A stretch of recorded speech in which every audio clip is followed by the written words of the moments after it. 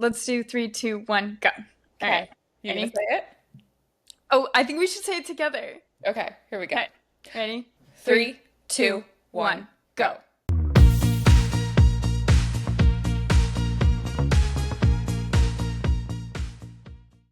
Hi, I'm Reba, And I'm Katie, and this is What About Bob's? a podcast about friendship first, Then movies. and if we're lucky, a bob on top. Bob on top. Okay. Hi, Katie. Hi, Reba. How are you? I'm good. I'm good. How are you? Doing so good. Doing It's nice so and rainy here in Salt Lake today, Is which is it? nice. I Mhm. miss I miss the summer rains in Salt Mhm. Lake. Well, you're getting plenty of muggy, warm, gross rain in New York. Gross rain. Yeah. And we get those big clouds that like Yeah. come down over the foothills and make it feel very vibey and moody. Perfect for a Moody. movie night. Perfect for a movie night. I know Mhm. we're both filming in the evening, and obviously the days are like shorter now. So we're all artificially lit up. Every light in my house is behind my computer. I have my like brightest lamp. We were like Sit in front of the before I'm refrigerator. feeling yeah. My like T-zone is just illuminated, glowing. Um Looks so good though. I have movie updates for you. Yes. Jaden and I saw Weapons on Sunday. Oh my gosh. Have you How seen was it it? or you want to No, see it? but our my biggest listened to podcast on Spotify year after year after year is Too Scary to Watch, Yes. who a friend of mine, Sammy, and her two friends, Emily and Henley, do horror movie recaps. And Yes. I listen to every single episode as soon as it comes out.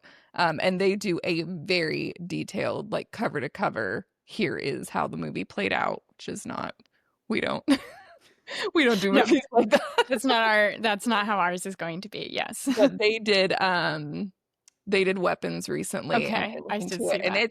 it's batshit, just like Yeah. Barbarian. Mm-hmm. Did you see Barbarian or did you just I listen to didn't. I it? just listened Discuss to it. it. I think I could do Barbarian, but I feel like the trailer for Weapons, it's not that having listened to it, it sounds like it's something that would be too scary, but I feel like watching, you remember when you were little or even sometimes now and like watching TV and a horror movie trailer would come on and you're like, I wish I hadn't seen that because Yeah. it's like it's getting dark now and like Yes. I just saw this Conjuring trailer. I feel like I saw the trailer for Weapons and it made me feel like that. Like some of the visuals, I was like, I don't like what I'm It seeing. is the visuals are very scary Uh-huh. Like and I assume it's like the mom that like bashes her head through the door. bashes her head through the It's like door. that was the scene. It's like from below. And it's like someone is putting their head through a door and like looking down. Oh, yes. Oh, yes. And I was Yes. like, I hate that I Hmm. just thought that Yes. happened. Yes. I went in knowing nothing, so I hadn't even seen the trailer. I knew of it, and then my sister was like, "You have to see it." And then I found out that it was like the barbarian guy. Mhm. Um, sorry, there's like we have a motorcycle gang. Ooh, Can you hear it cool. I on your can end? hear it. Yeah, now that you Yeah. say that. Okay, I'll let them go. Very cool. Cool No, I guys. like that it seems like because on TSDW they like go into and they actually interviewed him after the Barbarian Oh, episode. okay. So I I'll don't know have if you're friends with him or what, but it was cool. And it sounds like he just like writes things. So many horror movies are like allegories to mhm. like other things or like illusions or metaphors or whatever. And it sounds like he just writes things that he thinks are scary and is like, this doesn't mean anything else. And I think that's so fun. Like, Yeah.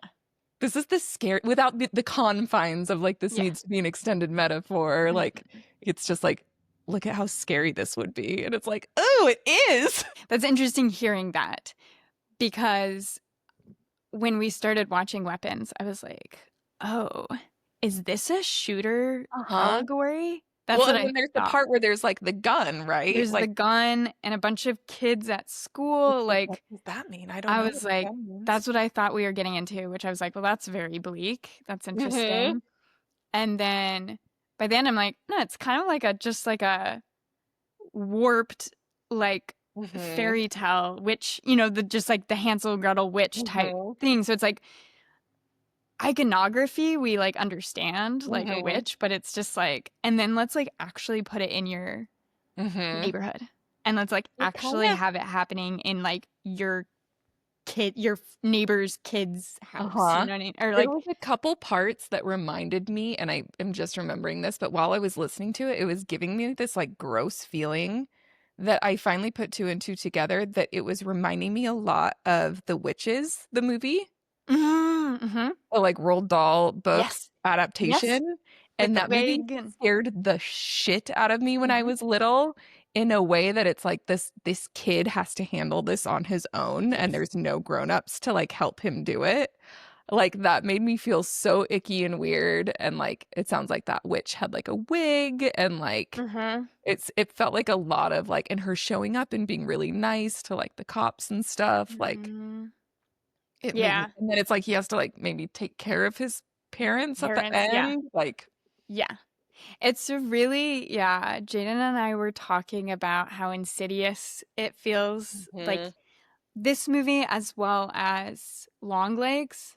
I'm assuming you Which listened to that. I did not, yeah, I listened to it, and unfortunately my birthday is January 14th, which is the birthday. So I'm like already listening to it and like, this is I so didn't think creepy. about This you're is right. so scary. And then they say it and I was like, oh, oh no. I forgot about the birthday But I feel like connection. that movie is like kind of the exact flavor of like what scares me the most. Yeah. Well, that, Um, Whatever yeah, and that is. yeah. I That, think, and also what was that movie that also came out last year? I think Skinamarink. Did oh, you I see didn't see that? that one. I was I think like, it got weird reviews because people were like, what is this? Like nothing really happens. But that, I was like, I feel like that would like ruin my life if I were to yeah. watch that. I felt like to me Longlegs felt ickier than Weapons, but they Mm-hmm. have that same horrific type villain monster, Mm-hmm. that same archetype of like they're there and they your parent like the way that they can just be these unhinged people. We were Uh-huh. talking about like when you see an unhinged person and they're so unpredictable so you just don't know what to do. It's like I don't know, disarming. unsettled by them, but Yeah. you're also like maybe they're harmless. It's like they could be the most harmless or the most Mm-hmm. harmful people, and you don't know which one it is. And I think that's what's like so scary Mm-hmm. when they do turn out to be these like absolute villains. That's like Yeah, they're it's like just like in your uncanny a little space. bit. Like Hmm. it's something's not right, and I think Hmm. that's exactly what I'm talking about. Like the flavor of like what's the scariest. Like I remember watching Twin Peaks the series. Hmm. And it's like creepy, right? It's like David Lynch and weird and like, ugh. But I tapped out at such a specific point. Did you watch it? Yeah, I have. Um, it's where, God, I don't even remember the guy. It's like the crazy guy. What's his Hmm. name? Does he I have a name? It's like I with don't know. the hair, With the the long like hair. Hmm. creeper. It's like somebody's having a vision or something. I think it's the dad of Laura Palmer. Ooh, this was years and years ago. Hmm. But it's like I don't remember if this was like a dream or if this was real or a hallucination. No. But it's like he goes into the living room and that guy is on the couch and like turns around, and it's this moment of like, ooh, that's so scary. He's on the couch. And then he like gets up and then he climbs backwards over the couch. And I was like, this is the worst, like Yeah. that is the worst thing I've ever seen. Like the fact that it keeps getting worse and it's like Yes. he keeps going farther or like closer to you, and Yes. there's like, It's so unsettling. it's so unsettling. It's, yeah, it's those moments, or like in The Grudge when like she's hiding in her bed, and then the grudge is in her bed. It's like those moments where it like crosses the threshold of like when you're usually safe Yes. in Yeah. movies, and it's Yeah. like you are not. No, you're And actually not. Yeah. I Ugh. don't like it. I don't like it. I need a net, a protective barrier when I'm watching horror movies. I'm such an anxious person, so like it doesn't make sense that I watch scary movies, Hmm. but my sister Portia loved them, and so we would watch them together, and she would always show me them, and I feel like I just built this tolerance from watching them Hmm. with her. And now there's like some that I won't watch. Like I feel like too gory or too Hmm. just like that kind of stuff. But I do like them. And I have some like range, I guess, with them. Yeah. I guess. I And they're don't know. usually like not as bad. I feel like there's been like a renaissance lately of like doubling down horror Mhm. movies, but I feel like for the most part they're like not as scary Yeah. as the trailer. I do think this Zach Kreger, I think, right, Hmm. is the guy that did and Weapons. Hmm. He's just really good at like tone.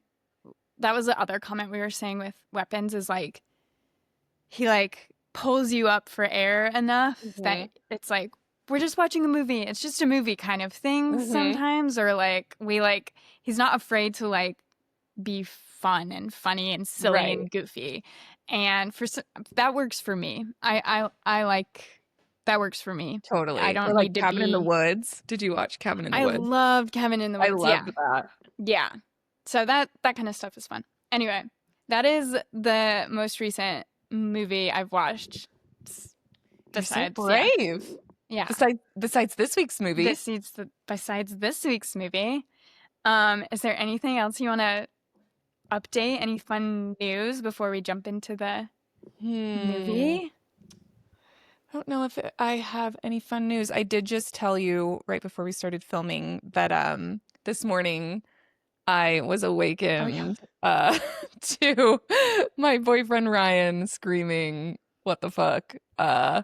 And our cat Ozzy, who's 5. She's not a kitten. She just, I don't know if she's got cabin fever or what, but she had gotten into our pantry and got a bag of pancake mix and took it out of the pantry and ripped it open and then like walked around the house with it. There's like trails of like It's powdered pancake mix and then little so funny. piles of it. And I feel like when I got up this morning, she got up too, and I feel like she was also like, what happened? Well, who did Who did this? this?" Who got up in the night? I'm Who just as made shocked this as big you are. mess? Who made this big mess?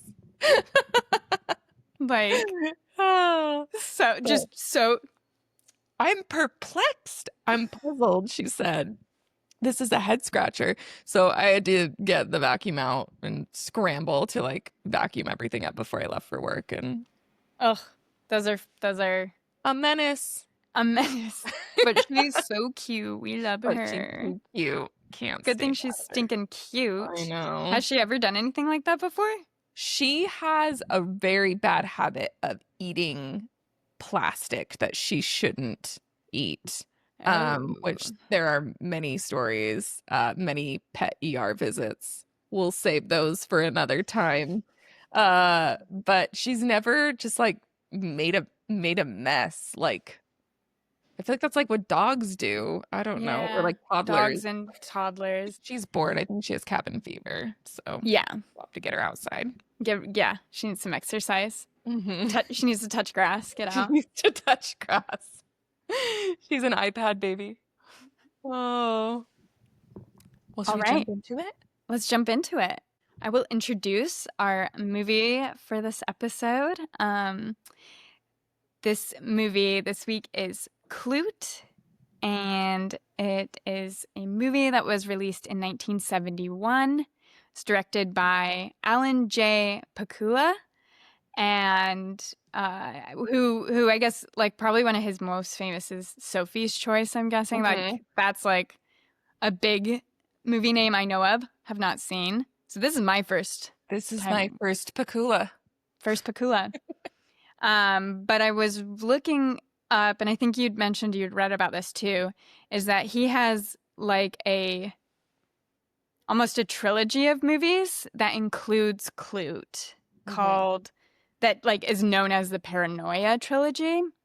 And so Klute is one of those movies, and then he has two other films that he directed, The Parallax View and All the President's Men, which to my understanding those two movies are more political, whereas this one is a lot more like more of a character, Mm-hmm. more personal, interpersonal. And then yeah, but the Paranoia trilogy, I guess it's like movies thematic around anxiety and distrust, specifically Mm-hmm. in the US in the 70s. But yeah, themes that I guess are very timeless. I think Yeah. people can watch them now. Written by two brothers, Andy and David Lewis, and the movie stars Jane Fonda and Donald Sutherland. We chose this movie as a pairing with our previous episode's movie, Scream. It was on my radar though from reading a book last year called The Flamethrowers by Rachel Kushner. Is that like a In the, fiction book? it's a Interesting. novel. To have Yeah, a it's a reference novel, but to it. the novel took place in New York in the 1970s, and Oh, okay. the main character in the book like had just moved to New York, and she like a couple of other people ask her if she's seen the movie Mm-hmm. Klute in the book. So she's fictional, but like it's like happening within the universe that Cool. Klute would exist in. That's very cool. She does a similar thing in a book I just read of hers, her like recent book creation. Like she like references La Dolce Vita, that Mm-hmm. Italian movie, and like it's just like she uses as a reference point that like draws a connection to another fictional element Mm-hmm.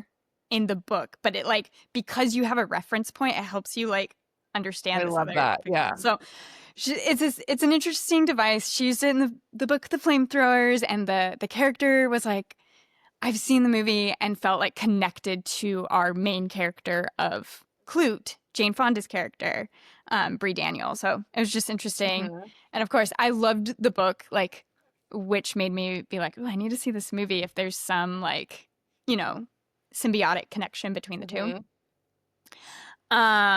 And yeah, so that's like piqued my interest. It seemed fitting to go Mm-hmm. after Scream, which brings us into kind of the synopsis of the movie.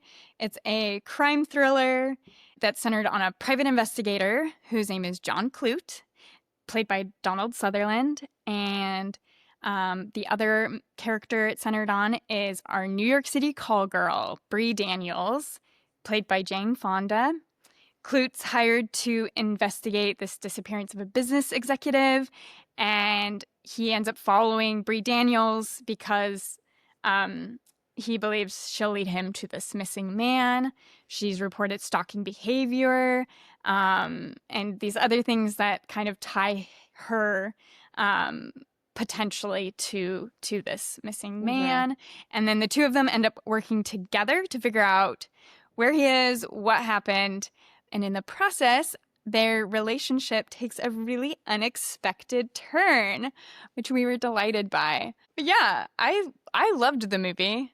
I I feel loved like it. A I feel romance. like we were really like blown away by it. Yeah. I feel like this was a real return to form for for the podcast for what we originally started our movie club for, which is like just watching things we'd never seen. And like usually it's like, oh, we should have seen this, everybody's seen this, but sometimes it's like I've just never, this seems cool, like we should Yeah. watch this. And I feel like it's in those movies because La Dolce Vita I think was one we watched together before Hmm. when we still lived together, Yes. which Yeah. that like blew my mind too. Hmm. And I feel like you forget that like they were doing cool shit back in the day. Like people have always been doing cool shit, and like it's so, this movie in particular was such a like perspective not a shift, but like a reminder of like old people, people that are older than you, uh, are like, or like in an older generation than you. It's like they seem like old people, and like they speak in like more corny ways and they dance in more corny ways, but that's just because that's a stamp of that time. And Yeah. then you just Mm. are imprinted by that time and then continue on your life. Yeah, So and then like you continue we on. did remark in this movie, like when Brie is doing like dirty talk, it's like it was so corny and weird, but like that was sexy. Like when she Yeah. remember she was like, "Oh, my angel, my angel." Yes, And my we were like, angel. "What is this?" But like also her But it attitude, like a vibe is timeless, and her attitude and the whole vibe was like so cool. Like she is that girl. she is that girl. It's She just like had the yeah, language is a little different, but the absolutely. style was there Was there. in Yeah. spades. Like that yeah, exactly. Her essence was like Hmm. excellent, but it was a generational yeah, like vocabulary Hmm. basically. My angel. Oh. But this Yeah, was I our feel both oh, our go ahead. first time watching it Yes. too. I feel like we should say that, and we should also probably say up front that we're gonna discuss the movie in whole, and Hmm. so we're not gonna yeah. So if you It's not haven't a seen recap. it, we'll talk about the whole movie, the ending, any reveals.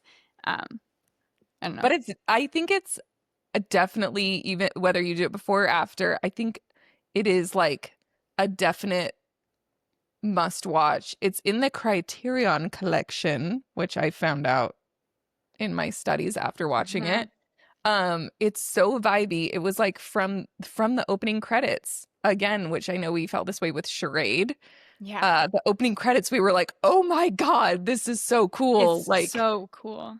it's just like so like yeah, vibey, like and really tactile in a way that I really loved. I feel like it opens, I might be misremembering, but I feel like it opens with the tape recorder, like just a hand putting a tape recorder on a desk. It Or did you opens. That's where the opening credits is the hand Yeah. on the tape recorder, but we get like a little like oh yeah, no, but let's talk about the opening sequence because it was or the sorry, the opening credits. Yeah. So it's You're like right. somebody like put it's like an old tape recorder, like where a Hmm. tape goes in and there's buttons, and somebody like slides it out and like pushes the button, and it's like the like click of like Hmm. the button, and then you can hear the tape whirring, and then it's like these two voices come on, and one of them is Jane Fonda. Yeah. I think it's just her Oh voice. yeah, it is And just I her. couldn't tell, I can't tell because I went back to see, I couldn't remember if she's like, it sounds like she's almost on the phone with Yeah. somebody, but she's also talking about like she's in the as if they're in the same room. So I'm not Yeah. sure exactly, but it's just her voice doing her job as a call girl. Right. Right. And And it's like not necessarily like like sex, but it's like sexy talk. Like, it's yeah, I think establishing people her should be job. free. Yeah. Yeah. Yeah, yeah. And like all like um what does she say? It's like she says something like I'll only hurt you as much as you want me to, or you like something like that, like Yeah. establishing like ooh, like there's going to be like a little bit of like pleasure and pain and stuff like that. Yes. She references a lot that like I think she says actually that might be a Jane Fonda interview that I found where she was saying that she had talked to a couple call girls for research for Mm. this role, and that they all said that like the more powerful the man, the kinkier they were across the board. Really Like the interesting. freakier they were. So yeah, that was like I feel like right out the gate it's like you have this kind of like gritty tactile feeling to the movie, which I also feel like bled into a little bit the city, New York Hmm. City. The city as a character, which we get so often Yes. with New York. I feel Yes. like New York in this movie reminded me of, have you seen The Warriors? No. Which I think it came out after this. Mm. You know, the like warriors come out and play. Like that's the like famous one, but it's like a gang movie. It's like kind of like a Mm. comic book gang movie. But this city, I think that came out in like 1975 or something. But this New York City is like so encroaching and like gritty and like hot and like a little bit grimy and such a presence in that that I feel like reminded me of this a Yes. lot, or this reminded me of that. It has this hardened, like grimy, gritty aspect. I think generally anyway in New York, but like specifically in this movie too. One, that crime thriller vibe, I think it suits it well. But I also think part of the dynamic between Bree Daniels, played by Jane Fonda, and then Donald Sutherland's character as Klute, he's from like suburb, small Mm-hmm. town PA. And so he's coming and it's like that's part of it, that he's like kind of the country boy in this city, and Mm-hmm. like showing him being in this like grittier, grimier Totally. like place, I think is interesting. And that she is like embody, like she is like I live here and this, and she's so confidently in this city, I feel like Mm-hmm. is also interesting, like how like Totally. the like just watching her walk around and like exist in this city, she's very much at home there. That's one of the things that I loved was like Jane Fonda's presence that she brought to this role and like her confidence in herself. Mm-hmm. Like I feel like the we get the sessions where she's with her therapist, which we'll get into later, which were Mm-hmm. like So incredible. good. And largely ad-libbed, it sounds like. Really? That's Also interesting. incredible. But it's like it sounds like she doesn't love what she does, like she doesn't want to do it forever, but she's Mm-hmm. also like very comfortable there and Yes. like doesn't really feel any shame about it. Um, but yeah, she just has this like confidence in this, like, I'm really good at this because she wants to be an actress. Mm-hmm. And her whole thing is like when I'm with like these Johns for 10 minutes or whatever, for an hour, I'm like the best actress I'm in the the world. best actress in the world. Uh-huh. Oh, I loved that. And I think it's such a good storytelling or like narrative device, because what's happening, like you said, like it's these interviews she's having, or these conversations she's having with her therapist interspersed throughout the movie. Hmm. So we're having the full plot of the movie happening, and then she's still making time to go like visit her, do her therapy And in sessions. Yes. 1971, like, Yeah.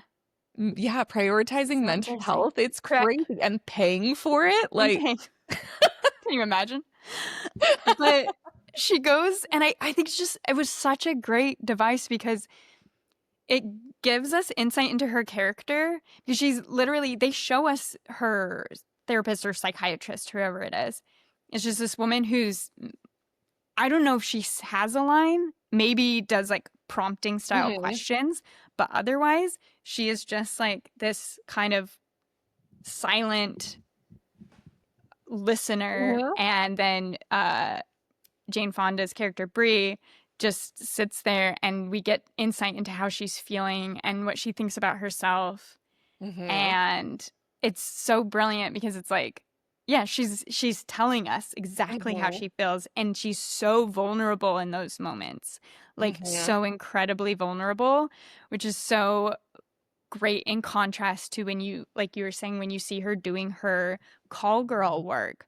Like hmm even from the moment she answers the phone, she has such like a Brie Daniels. Like it's Yeah. such like a great like professional tone she has. And then when you hear her on the phone and you see her with the men that are her clients, she's so professional. She's so in control, hmm so dominating in the space, and so like I don't you she's just like, she is the greatest actress. She hmm is so good at her job, and you hmm can like, it's so clear that like she does feel like, she even says, I think in her appointments, like, it is the one time I feel in control. hmm And the other thing I love is then you get those scenes, you get her vulnerable scenes with her psychiatrist, therapist, you get her power moment scenes when hmm she's doing her call girl job, and then you get the scenes where she's like auditioning to be a Oh, model and oh my actress. God. That And beginning scene when she's in the like audition room. It's just a lineup of girls, lineup of girls, and they're and they're like, it's just these like faceless, cut off at the chest, like a man and a woman that are like going through this line of girls, like, no, her coloring no. isn't right, like to their face. Yes, so dismissive and like deprecating, and then like none And of they them are gonna work. and they Like get to 20 women. Brie, and they're like, let us see your hands, and she holds them out, and I think they're like, the hands are weird or something like that. And they move past her, and you can see her face like just like glaring at them. But it's out. She's trying. She's doing the work. She's doing her work. She does another audition later, and Mm-hmm. like she's great. Mm-hmm. Oh, take She's her, doing accents. hire her. She does an Irish accent. Oh my Somebody gosh, get this woman a job. she's incredible. I don't know. I loved it, and I think like we haven't even gotten into. I It's know. like it's like It a crime starts with thriller, but it's such a character study. Like I'm telling yes. you. That's one of my notes is like this movie is such a character study that you forget it's a thriller. Yes. So that when the scary parts sneak up, of which there are a few, you're Uh-huh. like, oh shit. Like you're completely disarmed and you're completely thrown. The score is also so creepy and effective. So good. It's like a choir, it's like high notes on a piano, right? And like a Mm-hmm. xylophone or something. It's like this atmospheric, disjointed Mm-hmm. soundscape Mm-hmm. is how I would describe it. And like a little like dreamy, like dreamlike Mhm. too, I guess. Yeah. You can interpret that as like, is this real? Because Yeah. she brings up at one point that she's just, what'd she say? Like, I'm just a jumpy gal or something. Like Yeah. she's paranoid. Yeah. And she's like, I don't even know if anybody is actually like following Right. me. Like She's I'm just like, paranoid. mm-hmm. Um, so I feel like that like score definitely adds to it. Yeah. Um, but that reminds me of I also made another note just contextually. Mm-hmm. So this movie falls into a category of this is not something I knew already. This is this is We not do just our off the dome. research. We don't just watch We're movies. doing some research here. It's called the New Hollywood Movement. Okay. And some people refer to it as a movement. Some people refer to it as like a period in time that starts in the mid 60s and goes to the early 80s. So before this, in the 50s and 60s, it was like musicals and epics were like the thing, like Huh. big blockbuster musicals and epics that brought everyone in. And that demographic of moviegoers was largely middle-aged, high school educated audience. Hmm. And then as we shift into the 60s, it is a younger college educated audience. So like a little more discerning, a little more affluent, a Hmm. little snootier. And then we also have at this time kind of the rise of popularity of television. Okay. Yeah. So like people are not going to the movies as much, Hmm. which oddly led studios to it's I have written down like this led to innovation and risk taking, which led studios to give more control to younger directors and Huh. producers and take Hmm. more risks, which is so the opposite of what's happening now with streaming, right? It's like Right. literally the opposite. It's like only the big for sure gonna make movies or Yes. money Marvel movies that are getting Mm-hmm. made in theaters. But during that time, we're getting like The Graduate, Rosemary's Baby, Night of the Living Dead, A Easy Rider, Harold and Maude, Jaws, Blazing Saddles, The Godfather, Clockwork Orange. Like, so we're getting a lot of like Huh. younger, like not your typical, um, like, I don't know, Yeah. I Yeah. Like this 30. is the big studio usuals. They're like, Yeah, what do yeah, you or guys like want to South make? Pacific. Yeah. Yeah, so it's like they're starting to mimic like art house films, and like Japanese cinema and European cinema. Um, and then also during this time we have second wave feminism kind of Mm-hmm. starting to rise up, which Jane Fonda was definitely a Yes. part of. Mm-hmm. And then we're also getting in media more critical depictions of the US. We are like right smack dab in the middle of Vietnam in this movie. Sure. So there is a lot more criticism and, like you said, distrust of the government, Mm-hmm. which I think maybe has something to do with the like surveillance edge of this movie. Like there's a lot of Yes. shots where it's like she and Klute are like being watched from an Mm-hmm. angle, like more voyeuristic Yes. angles. Yeah. Absolutely. That's so interesting. That's like a fun history, Oh, and cinema how history. cool. Like they would never do that now. They would Yeah, never I feel like like let people do weirder stuff. it doesn't feel as risky like the movies, like especially mainstream Which I and guess like A24 kind of does that. Like they just started yeah. doing weird stuff and like yeah, like And they and bank people on are like, unknown I directors want that. all the time. Yeah, Hmm. and they do pretty good, but Yeah. big studios, no way. I'm not gonna pretend to know anything about how like the studio culture, but I think we can like Did you see watch The Studio on, I think, Apple TV with no. Seth Rogen? It's so funny. Yeah. And I feel like probably exactly what it's like. Like there's a joke of like, I think all throughout like the first season that they're trying to make a Kool-Aid movie off of like the Kool-Aid IP. And then they're Everyone like, loves the Kool-Aid and guy. then they're Yeah. like, who do we cast for Mr. Kool-Aid? And they're like, well, we can't cast a black person because that's racist. And so they like cast, I don't know, a white person or an Asian person to try and be not problematic. And then their like test audience is like, why is Mr. Kool-Aid not black? And they're like very offended. And it's just like Seth Rogen running around like so frazzled the whole time. It's really funny. That's amazing. That sounds so funny. It's called The Studio. Yeah, it's That sounds good. so It's funny. very funny. But yeah, this movie starts out, it's kind of like a jarring beginning because it Yeah. starts out at like a dinner party. Yeah, I rewatched the beginning to make sure I had it right because it goes pretty quick, like Mhm. setting the stage for what's going Yeah, to I think happen. we were still like settling into Yeah, our we were like, oh. thoughts. So I rewatched it. It opens on this dinner party scene and it's brilliant. Like every part of this movie is so like orchestrated brilliantly. Mhm. But it opens up dinner party scene. We're looking into this dining room, and the camera pans, and it makes sure we see this man and woman sitting on ends of the tables. So we're establishing like this is a husband wife hosting this party, and they're kind of looking at each other and like giving each other like cute little looks.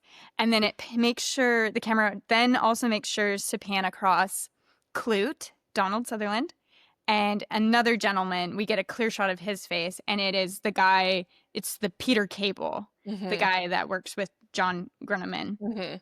Um, so, and we kind of later learn who this guy is. So we get this establishing shot, and then it's like a stark cut, and it's just like little like dinner table like chat for like Yeah. 30 seconds. Stark cut. It's the same room, but it's at night, and we just see this like profile of a chair with backlit, the dining room chair empty now. And then we zoom out into like the wife is getting interviewed, and so is Klute. And we get this like interrogation dialogue. And this is where we find out that Tom Gruneman's missing, and Klute is there. He's like a family friend, and he's like being questioned. And the police talk about the letters that were found in Tom's office in his desk that they're like explicit, kind of really dirty letters that he presumably had been writing to this call girl in New York City who is Aubrey Daniels. And so that's how that like begins. And then it goes into the opening credit scene and stuff. And then later on the police aren't doing aren't like hitting dead ends. And so then Peter Cable, who is the other executive who worked with Tom, ends up hiring Klute as a private Mhm. investigator. And so that's how like then he becomes like the one on the job now, Mhm. taking over. So he's like it's like a weird relationship where he's like a family friend and also private investigator, so Mhm. he's like a personal reason to like take this Mhm. seriously, but he's also like professional. Mhm. So Um, professional. yeah, and so then he tries to approach Bree Daniels, and at first she's not having it, right? Like he's Right. like, "Can I talk to you?" And she's like, she's so cool. She She's was so so cool. like so cool and so like, no, like I'm not talking to you.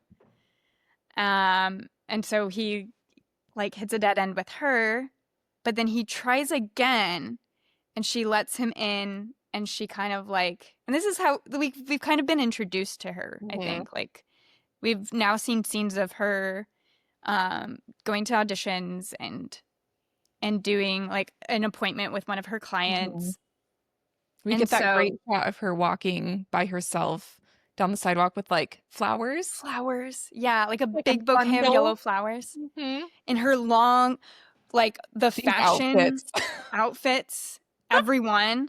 I'm like, We were like gasping oh, every outfit change. I think any movie we watch that's like set in the 70s or maybe like late 60s, I'm like, Mm-mm. why am I not just like copying Mm-mm. this entire Mhm. like, yeah, The costume thigh-high department? boots, she had that fringy bag. She's The got great coats. long skirt with the buckle and the like the fitted tops. Mhm. Yeah, So many fitted tops. No the bra, not a bra in sight. not a bra in sight. She looks incredible, obviously, all the time.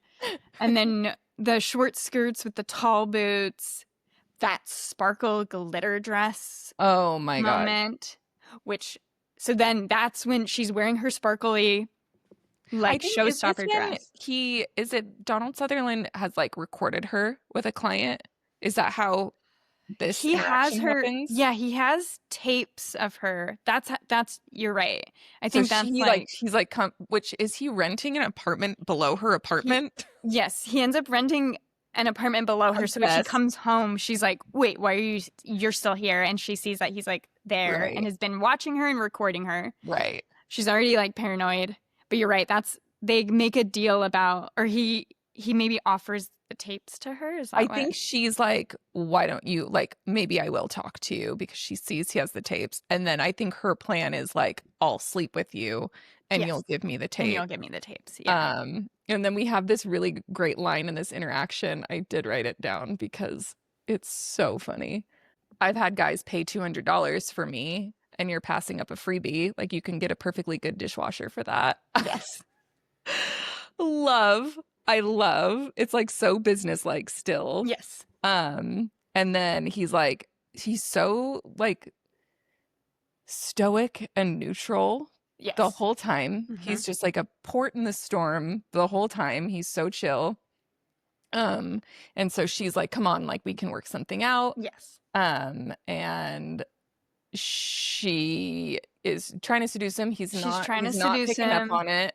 and then Um, he notices something on the roof. This is yeah, when that so happens. I have this part written down. So she says you can get a perfectly good dishwasher for that. They're in her apartment. The perspective moves to Mm-hmm. above where there's a skylight Yep. and you can see them down below. He like moves towards her in this moment, Yeah. kind of embraces her, and she's like, okay, like I'm She's, gonna get what I want. it's happening. It's happening.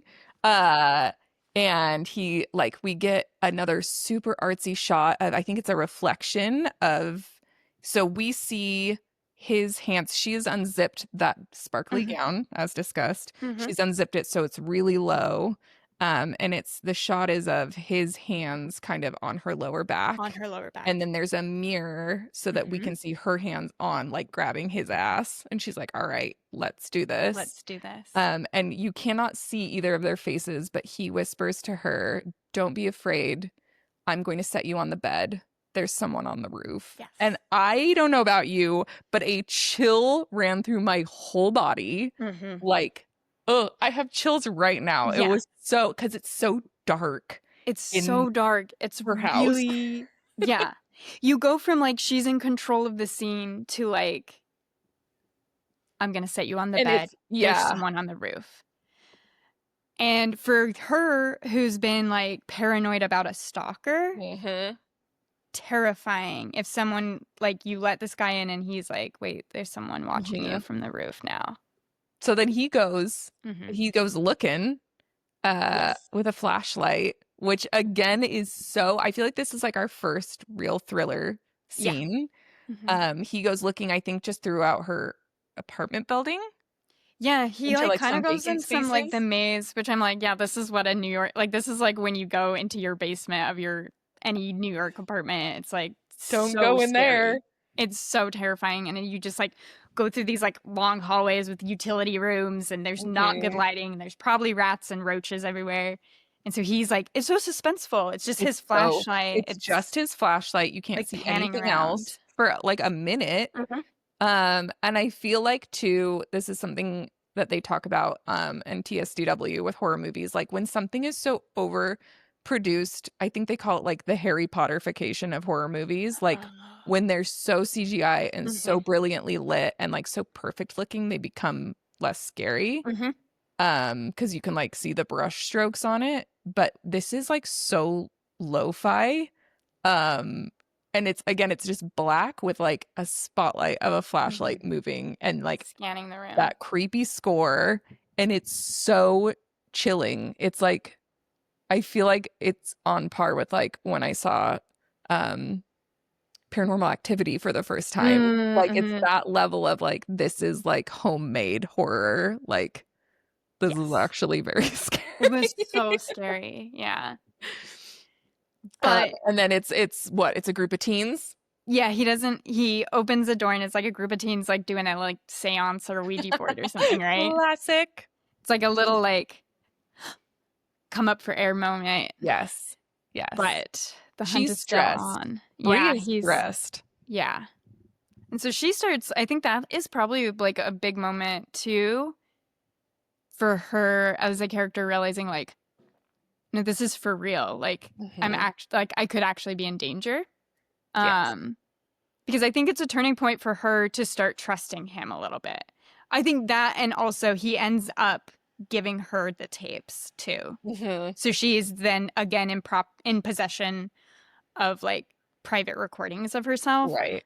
which I think leads her to be like, okay, he's a good guy. He's not in it to be like a freak. Right. Like he actually needs my help.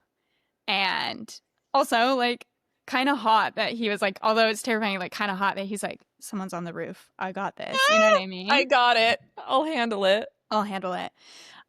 So like yeah, her like has her own private bodyguard and this private investigator living below her. So I think he's like becomes this like source of safety in this Yes. world that's becoming really unsafe for her. So then she kind of is like, okay, I'll help you because Hmm. she's kind of the one lead they have. Hmm. The thing is that she's told the police like I don't like when they show her images of Gruneman, she does not recognize him, but she's kind of like I see so many clients. I couldn't possibly like Hmm. remember all their faces. So I might not remember them, but she does remember being assaulted, beat Hmm. up. So she does have an experience with a very violent, abusive client. Hmm. And so I think they are like, that's probably our guy, which then leads her to like, okay, let me introduce you to my former pimp. And he's the one that I think introduced me. And then he's like, well, it wasn't me, it was these other girls. So then we start learning more about this kind of like web of these Hmm. other girls that have interacted with him. And then but the one of the girls has already unalived herself. Hmm. And then there's another girl who is a drug addict and nobody quite knows where to find her, but they eventually Hmm. track her down. So Hmm. this is like, I feel like I'm just like, look, like that's like how Yeah. they're starting to like figure out, draw the lines. But once they finally meet up with that girl, yeah, they meet up with Erin Page, I think is her name. They like finally find her and she does recognize the oh no, she doesn't recognize. She sees the image. They show her the image of Gruneman and she's like, that's not the violent guy. The Yeah. She violent guy was remembered what he older looked or like. like looked different. And this is when Klute starts putting together, I think I think Grunneman's like his name is being used. I don't Mhm. think he's the guy. So something's happened to him, and they're just his name Mhm. is a cover for like who it actually is. Which we And are also getting interspersed throughout yes. footage of Peter Cable Hmm. listening to recordings Listening to of recordings of her. Brie, Yeah. which I didn't feel like this was like super. I didn't feel like this was like it's him from the first time I watched it. No. I Yeah. feel like it's like veiled enough that you're like, Yeah, what is this I guy's don't think you investment could, in this? yeah, you don't predict it right away. We don't like the look of him, but we're Yeah, not you don't super. like him, but he's the one that's like, the police aren't doing enough. We need to get this private investigator. So he seems like, Yeah, he hired Klute. hmm So why hmm would he do that? Which yeah, I still don't know why he did that.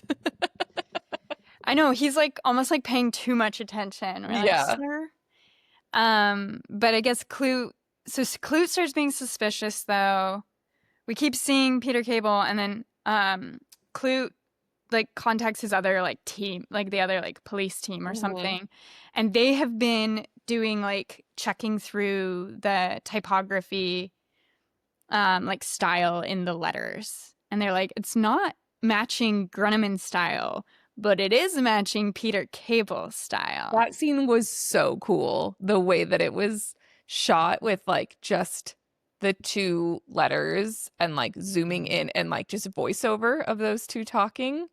Um, that was really cool. And yeah, they were saying that it's like there are letters superimposed on the letter to Brie that are Mhm. matching the typing style of someone else at this company that also frequently superimposes those letters. Yeah, And it's Peter Cable. it was him all all, along. all signs lead to Peter. But in the meantime, we're I was gonna getting say. Bree's super freaked out. She ends up sleeping at Klute's downstairs apartment. I was gonna say, in the meantime, we are having a And they budding bone. romance. It has become a romance film, and I think that is more surprising Full than romance. the Peter Cable reveal. Agreed. Agreed. This was the scene where we were watching this on FaceTime, and I am just like completely absorbed. I look at you in my little FaceTime, and you are also just like, we're both mesmerized. The street market scene. Oh my God. I've never seen anything more I romantic. I have nighttime fruit shopping in my notes Yes. because they go on a nighttime market date to buy fruit. To buy fruit, we have a different score. There's like a saxophone, I think, in it to let us know we're safe. He is checking the ripeness of peaches, and she is just kind of like standing behind him. She's just watching He's like him. kind of like a little like it's like he's like coaxing her out with his like stability and his like gentleness. Yeah. So it seems like she's nervous. And she does put a peach in her purse. She steals a peach. Um, but she is wearing the cutest little striped tee, Mm, no bra. So cute. She has sunglasses on her head, which I also love because that means they've been out all day and it is now yeah. night. Um, he laughs. I wrote this down. He laughs and says, "What have you got in your bag?" And they both laugh. He smells a peach to see if it's ripe. The music kicks in. He is really confident and comfortable um, being out with her in public. She is just kind of easing into it. While he is making this transaction, she like leans into him, like not quite like holding him, but like leaning up against him. Yeah. And then as they leave, she grabs onto his jacket from behind. It is like the most intimate, like non-sexual, but very intimate moment between them. It's so It's beautiful. it's great such a great romance scene. Hmm. Such a great, oh, yeah, What does it mean that this mesmerizing, movie was written by two men? That right? I have some questions about. Right? And I also feel like another note I have is what do we think about the fact that this movie is called Klute? Yeah, it's it's like his last name is Mhm. the story, but I feel like it's so much about her. Mm-hmm. I only thought like strange, like I don't get it. Like I don't know what to make of it. But then I read an article, but the whole point of the article was to be like, both the director and Donald Sutherland knew this was Jane Fonda's movie. They said, like, they stood back and let her, like, perform. Mm-hmm. And then they said it's named Klute, but in the way that Amadeus, the movie, which we've also watched together, is actually about Salieri, but it's called Amadeus. And Okay. and I thought that was an interesting, if I like think if I can find the article again, I'll send it and whatever. But Yeah, it it's like was an observation of the main character through the yeah, title character. yeah. And I Okay. don't know exactly what I think about that, but I like It's interesting. it's interesting, yeah, because Yeah. it's kind of like yeah, he's like the investigator, and maybe that's it, right? Like we're used to like the Bond movies, it's like the guy, and like these noirs, it's the guy. But when you're actually watching the movie, you're like, no, it's Mm-hmm. this woman navigating this world of men and Mm-hmm. like her how she fits into it all and how she plays a part and how she anyway. I like that a lot. I had a similar thought that I feel like I didn't realize was similar, but I feel like you could maybe boil them down to a similar thought, which is like, I was thinking, I feel like Clute is kind of like the container for this story. Like he knows Gruneman, he knows Hmm. vis-a-vis, he knows Peter Cable, Yes. he has the connection to Bree, and I feel like because we've talked about his like stability and Hmm. his like quiet nature, he's just such like a sturdy, stable Yeah. presence. I feel like he kind of the relationship he has with Bree and then eventually I feel like kind of has with Peter Cable is like he, you know, the pause that like therapists will leave that turns uncomfortable and then you fill it because you're Hmm. like, I do not like how long this is going on. I feel like that's kind of like what Clute does with Bree is like just Mm. exists nearby as like a safe port and then she like comes out and like starts to be a little bit more herself and like Yeah. feel safer with him and like I feel like all of the progress that we see with her character is like by her own accord. Like he doesn't pull anything out of her ever. No. He like doesn't ask her for anything He doesn't ever. force her to do anything. Right. It's just like Yeah. she is like because he's there and she does feel like safe with him and not judged by him. Like he never says anything about what she does for a living, I don't think. Hmm. It's like Yeah. No. he's like the impetus of like her bettering herself, I guess. She has that fantastic one of the last like scenes with her therapist where she is like, I am falling for this guy and I am so terrified of sabotaging it basically. Hmm. And it's like one of her most vulnerable scenes of like, this is all new. How I don't know how to explain this feeling that I'm having for this guy. And I think it's in that same she's just describing like this fear of sabotaging this thing that is like feels so precious but also is scaring her. And Hmm. she has this kind of like push and pull reaction to falling Hmm. for Clute. And I think in that same scene, she says some line that I really liked, which she says, "What I what I would really like to be is faceless and bodiless and left Hmm. alone." Hmm. Oh, Yes. it's To so be a woman. good Oh my to be a God. woman. Yeah.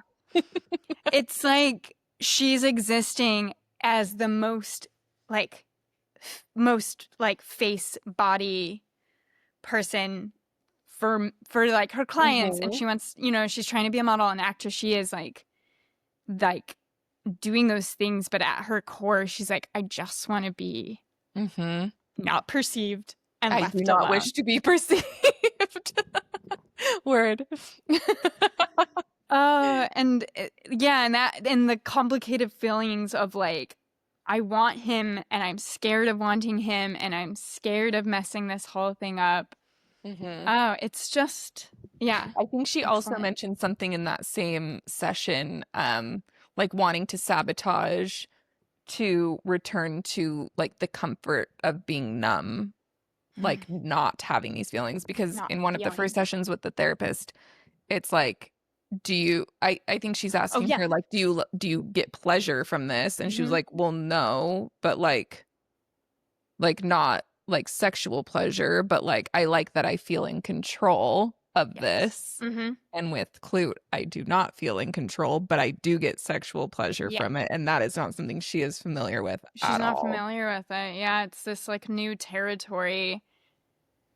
Yeah. It's Oh, so good. It's she's so unbelievable. good.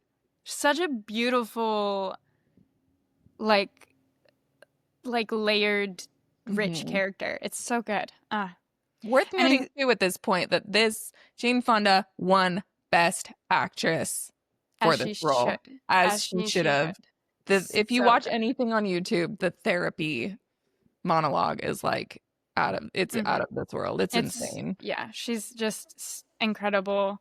I also think just like we were blown away also by the candidness, the frankness, and the like progressive tone around sex work in this movie Hmm. for it coming out in 1970s. Hmm. She like the way she speaks is just like there's no judgment. Nobody like Clue, like you said, like does has no judgment of her work, and she's very confident in herself and like knows what she wants and knows what she's getting out of it. And we were talking about it in contrast with Honora, Hmm. which um wait, I don't know. I feel like we both were like, wait, feels way more profound in giving like I don't know, like giving voice to Yeah. like sex workers, platforming Hmm. these women, you know, than Honora did. I feel like this gives in 20 minutes what Honora. I feel like what controversially I did not love Honora. I liked it a lot. I Yeah, do not I like that liked it. Sean Baker wrote and directed it. It was a little weird to me. But yeah, I feel like this gave such a more like exacting look into that life and like what makes someone like this Yeah. tick. Hmm. Um and yeah, I feel like it was like it was similar, I guess. Yeah. Just like watching her like react and come up against other people. Hmm. Um but yeah, just like I feel like Brie had so much depth that didn't feel at all contrived. And maybe that was because, I mean, a lot of it was because of Jane Fonda's performance, which again, it sounds like a lot of those monologues were ad-libbed. And Yeah, I that's feel like so it's cool even to in hear. the way that she speaks. It's like there was one part that I remembered that stuck out to me when she's what you were saying, talking to the therapist about like, I'm not used to feeling like this, where it's like, I don't know how to come to terms with my feelings. And it's like she's kind of at a loss for words. And she says to the therapist, I'm sure you know, like I'm sure you experience this all the time, but I don't like this is my first time feeling this.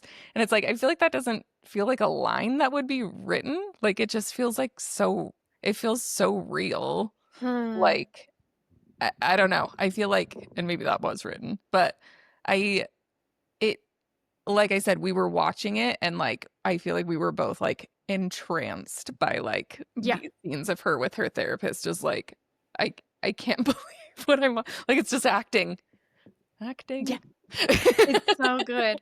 And that actually, I love knowing that. And maybe that the fact that she got the space to like make choices like that Hmm. in those like very vulnerable scenes, Hmm. I think is like probably what works so well. It just felt so Yeah, and it's natural so and so. progressive like we were saying Hmm. like where is this now? Like and also I read that the therapist was written as a male, and she like made the note and was like, I don't think she would open up this way to a Yeah. male therapist. No. And Pakula was like, for sure, like we'll change Yeah. it. You're I think right. that's a really good call. I don't think it would have worked because it's almost like this woman's very neutral. Hmm. Um, but she's also, I think, if we had that dynamic with a man, it wouldn't sit. It would, yeah, it wouldn't have worked because I think it's really important that we showcase her dynamic with like her clients, with the people auditioning her, and with Klute. Like, I think Hmm. like seeing her in those like scenarios Hmm. is highlighted. And then you have, again, this like kind of neutral female that's like there, I guess. Hmm. So, Yeah, just oh, like a sounding interesting. board. That like kind of ends up so like her and Klute getting closer and closer.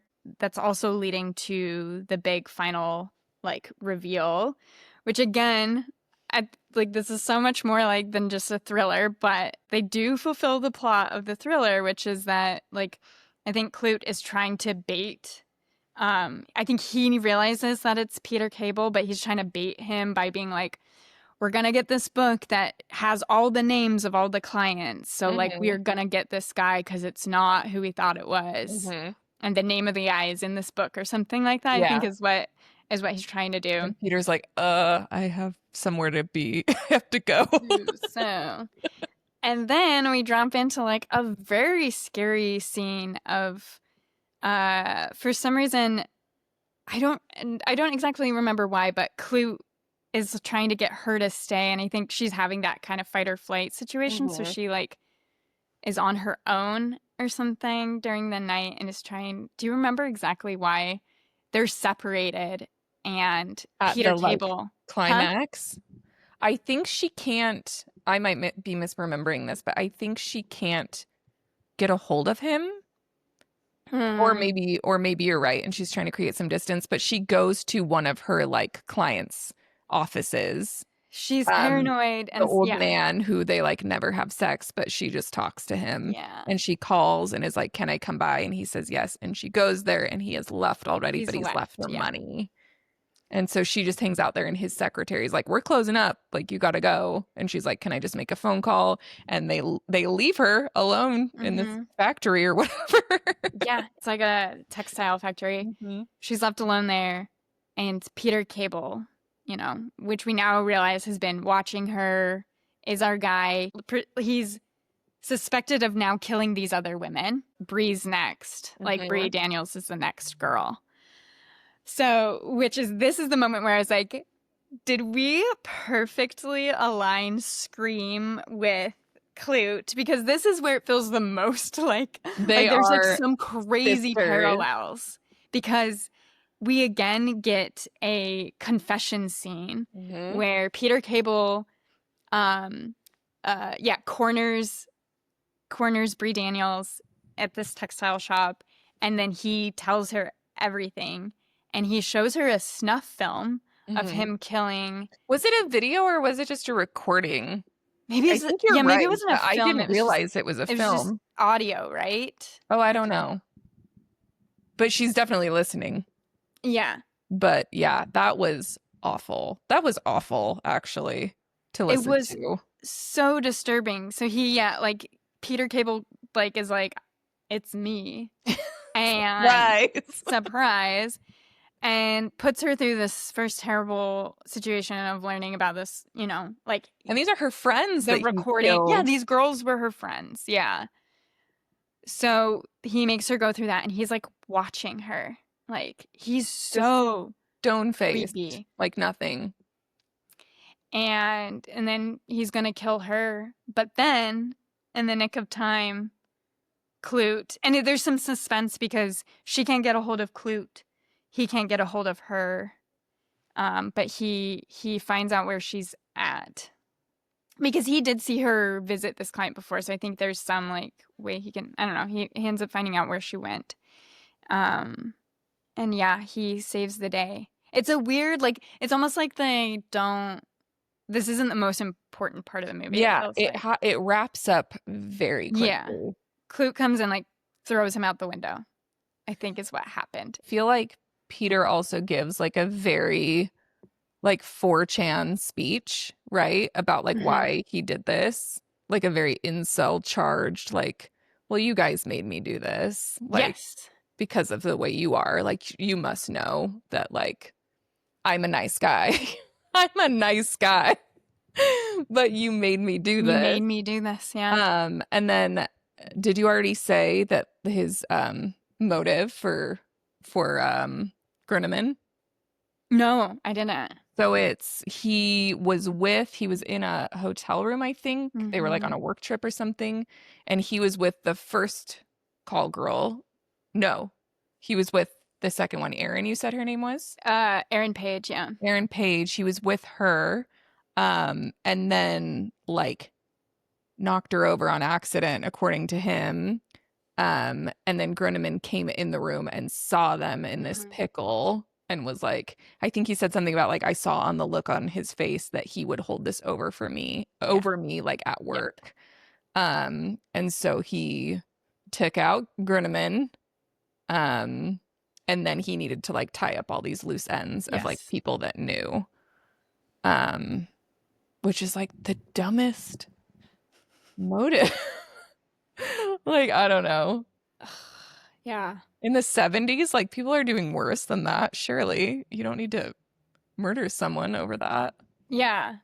Like hitting a woman, especially a sex worker in the 70s. Like, I don't know that anyone was gonna fire you for that, but Well, I think maybe it was because I think they established that Gruneman's like, I mean, you oh, see maybe him they were just like in competing for like a job or something. well, they're both, I think they're both like, yeah, I can't remember exactly, but they're like both executives. And I feel Hmm. like Gruneman's maybe like kind of supposed to be like this good dude who's Hmm. like maybe would have, yeah, Done the like right kicked him out thing. of or like somehow done something with him in the Yeah. company.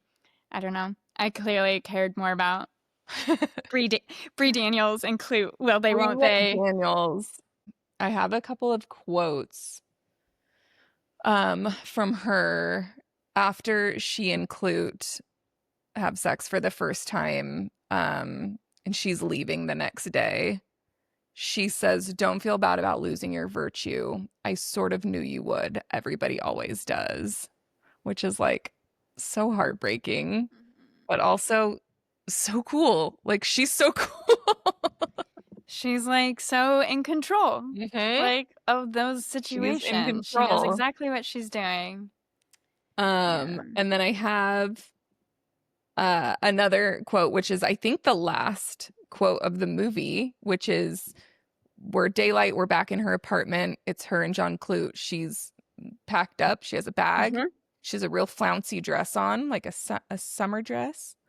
Um, and her phone rings, and it's kind of Hmm. a minute of like, huh, like she has trauma from the phone ringing. But she goes back and she answers it, and I don't think we know who it is, but she says that she's leaving. She says, I have no idea what's going to happen. I just can't stay in this city, you know? Maybe I'll come back. You'll probably see me next week. And that's the end.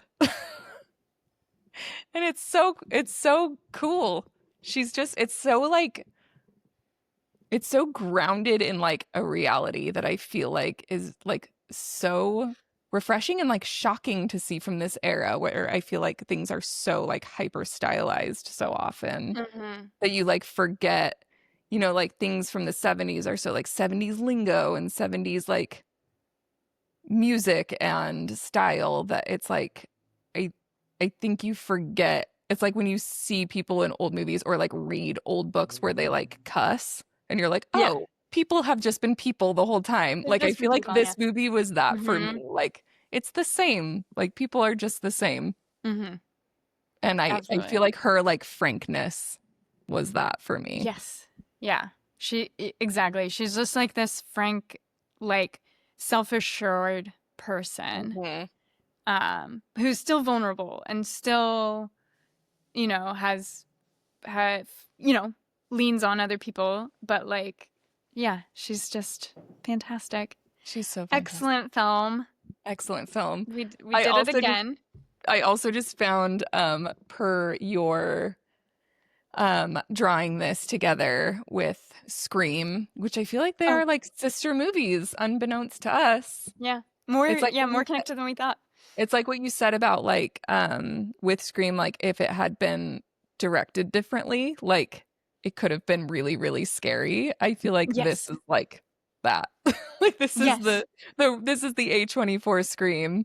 Okay, so the tagline of this, which could also be the tagline for Scream, Yeah. is one man is missing, two girls lie dead, and someone is breathing on the other end of the phone. It's the same. It's the same. It's the same. It's Ugh. so good. And I feel like this movie also makes it very clear that we do need a fourth tent pole of all movies Yes. are X Yeah. because this is a rom-com and we need a rom-com. Yeah. We when it first started and they did like the interrogation scene, I think we were like, is it Basic Instinct? Are we about to watch Basic Instinct? It's the But as we opposite. watched it, yeah, at the actual opposite, we were like, it's a rom-com. I But feel we like it's don't the have yeah. opposite. Yeah, because it's like I Yeah. feel like Basic Instinct is like a woman just existing and a man spinning out and ruining his life about it. And I feel Hmm. like this is like a man just existing and not really doing anything. And Hmm. Jane Fonda is spinning out, but like for the better. Like Yes. she's Oh, not destroying her life. no, She is in fact empowered. she's empowered. She's discovering newness in herself. Yeah. So yeah, we need I have to to ponder that. we have basic yeah, we have our Basic Instinct, Little Women, Challengers. and Challengers. But I feel what like is maybe this like one? I don't know, like a Sleepless in Seattle or like a When Harry Met Yeah. Sally or something. Yeah, it's like it feels it's that. It's When Harry Met Sally. It is so romantic. It's like it's crazy how and it doesn't feel like reductive and it doesn't feel like obligatory. Like it doesn't feel like just like a throwaway like oh and then they hook up and they get together. Like it feels like that's No. like the central point of the Hmm. movie kind of. Okay, so that's Clute. And I just have one question. What about Bob's? I'm so glad you asked. Jane Fonda, or Brie Daniels, has a fantastic haircut, but it's not quite a bob. It's not technically a bob, but this hairstyle is so groundbreaking that it got its own name. This is like the Rachel. It's called the Klute. That's And this incredible. hairstyle is a like shag mullet. If we're gonna call it a bob subsect, I would call it a shob. It's This a is a shab. shag Yeah. bob. Hmm. It's mostly bangs. Um It's which mostly bangs, but it it's like the lays whole so thing is well. bangs. It's like Hmm. all of its bangs all the way around. The bangs start back here and lie so flat, and they lie so flat all the way down the neck. We have it's as if it's like glued to a wig cap, Yes. I feel. Yeah. But it's her real hair. And it's Wow. called the Klute. This is the hair that Jane Fonda, I feel like, is most famous for. It's the hair she's rocking in her mugshot, where she was arrested a lot during this time period, it sounds like, for a lot of Vietnam activism. Which it sounds like maybe she now is feeling a little I don't know if remorseful is the right way to say it, but she Oh, was but like very gung ho back then, and she's more conflicted now. she's more conflicted now. Mm. She was rocking the Klute the whole time, and I did read an article that insinuated that part of the reasoning behind this look change, which was a big look change, because the movie she did right before this was They Shoot Horses, Don't They? Which I do really want to watch. I feel like we should add that Okay. to our Add that to list. the list. Yeah. But right before that, I believe she was in Barbarella. So she had Oh. big blonde Hmm. curls, like long blonde 70s hair. Um, and she was just starting to get into feminism at this point. It was tickling her brain a little bit, and I think she wanted to do a big departure from, whether she knew it or not, like from the male gaze, and just Hmm. kind of embrace like her own power and maybe be a faceless, bodiless Maybe be person. pieces bodiless and be left alone. She did say too that in her time where she was hanging out with call girls to prep for this, they were like going out to clubs and like I think similar environments to the clubs scene in Hmm. Klute, where like her pimp is there. And she said that like none of the Johns so much as winked at her. And it's probably because of the glute, which is what she wanted, right? But That's all she wanted, iconic, yeah. an iconic hairstyle. Iconic hairstyle. So An we put the bobs unofficial, on for yeah, iconic hairstyles. another iconic hairstyle for the books, Mhm. for the pod. Oh, It was love it. fabulous. The Okay, movie was a dream, and we have just one more in this series. one more in the series. Do you want to announce what the next movie is? Yes, so we'll announce what our next movie is, and Yeah, then do we say what the theme is at the I think end we of the next can, episode? Or do we say or it now? yeah. We Well, can do do we whatever we want people want. to guess? I don't know. Can Let's see people, if people can guess for this first one, and then yeah, if it doesn't work, if our if this isn't fun. our one follower. Um, okay, so our next movie is Contact, Mhm. starring Jodie Foster, which I've never I'm so seen. excited. Have you seen I've it? never seen it. No, I'm so excited. I'm very excited. Yeah, this is an exciting one. Cool. Cool. Okay. Well, my ring light has just run out, so it's time to call it. Time to call it. Okay. That's it. See you next time. We'll see you next time on What About Bobs? Three, Three, two, two, one. one. Bye. Bye.